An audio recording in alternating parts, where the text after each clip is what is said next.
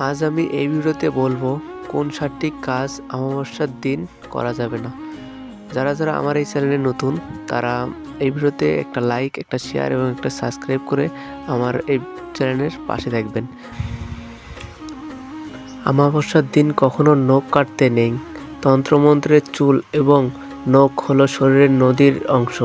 বলা হয় পূর্ণিমার দিন যেহেতু জীবন প্রবাহ উচ্চ পর্যায়ে থাকে, তাই মানুষের শরীরের মাথা এবং চুল সেদিন সবচেয়ে বেশি প্রবাহিত হয়। তাই পূর্ণিমার দিন চুল কাটতে নেই।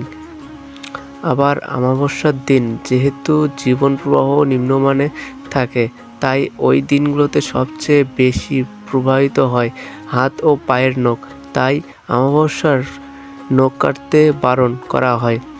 তাছাড়া সংস্কার অনুযায়ী অমাবস্যার তান্ত্রিক অভিচার প্রক্রিয়া সম্পন্ন হয়। কাটা নখ ও চুল মরণ উচ্চাটনে ব্যবহৃত হয় বলে অনেকের বিশ্বাস। 2. অমাবস্যার তিথিতে বাড়িতে মূল দরজার সামনে সন্ধ্যের পর 2টি তেলে প্রদীপ জ্বালাতে হবে, যেহেতু মনে করা হয় এই দিনে অশুভ শক্তির প্রভাব বাড়ে। তাই প্রতিকার হিসাবে এই নিয়মটি পালন করতে বলা হয়। 3.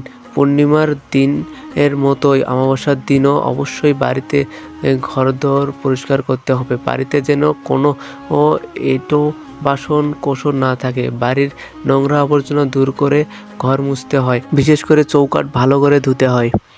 4. অমাবস্যার দিনে দূরে যাত্রা করলে তা অশুভ বলে মনে করা হয়। মধ্যযুগের ভারতের বিভিন্ন প্রান্তে অমাবস্যার দিনগুলোতে প্রশাসনিক এবং বৈষ্ণিক কাজকর্ম সচরাচর বন্ধ রাখা হতো।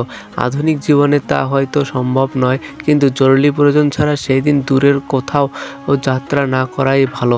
কোনো শুভ কাজের সূচনার জন্য এই দিন ভালো নয় বলে মনে করা হয়। 5.